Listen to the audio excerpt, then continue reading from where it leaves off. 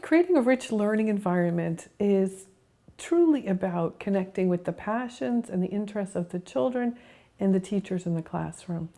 I think so many people think it's about what wonderful materials can I buy from this catalog or this beautiful new space I can move my program into. If the children are not connected to the topics of learning, to what's exciting them, the engagement is going to be much lower. So how do we get to know each child, to get a sense of their interests, what excites them, and build learning environments that reflect the children's interests and passions?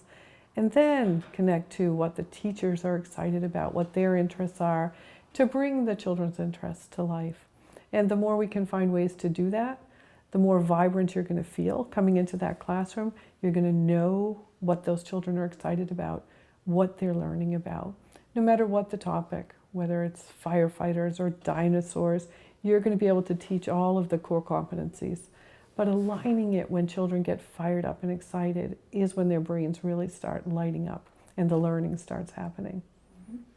So how would you introduce those kind of elements then into the early years setting? I think it's really important for teachers to just start trying it as educators. That if I know maybe I'm having trouble with a certain group of children, there's less engagement, the classroom environment doesn't feel exactly right, switch things up to something the children are talking about, whether it's a big soccer match or the plants are starting to bloom or something that's happening in their world. When you bring those elements in, children's behavior shifts, attitudes shift, interest increases, and teachers come alive because you're thinking about what's going to excite these children.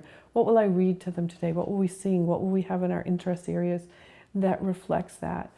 The whole energy of the classroom environment changes, grows, and learning follows. So it's really important to have that deep connection to the passion and the interest every day. And do you think we can easily transfer these into the outdoor environment? Absolutely. I think so much of our time outdoors, I mean, it's important that children are running and playing and doing their gross motor work, but the engagement of the teachers in the learning, what could they be building? What could be happening? When we ask young adults and even older adults, what are their primary early childhood memories? Everyone goes to building that fort, climbing the tree, playing in the sand, very sensory outdoor experiences. But we've gotten to less and less and less outdoor experiences.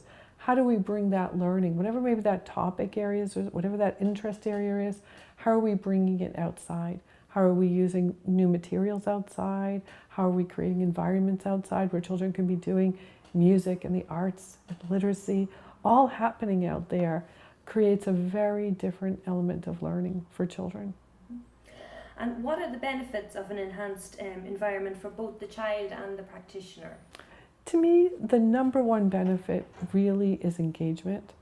When things are humming, when things feel right for children and teachers, what's happening in the interactions in the classroom, what's happening with behavior challenges, all shifts. Children feel respected, they feel excited, they feel passionate.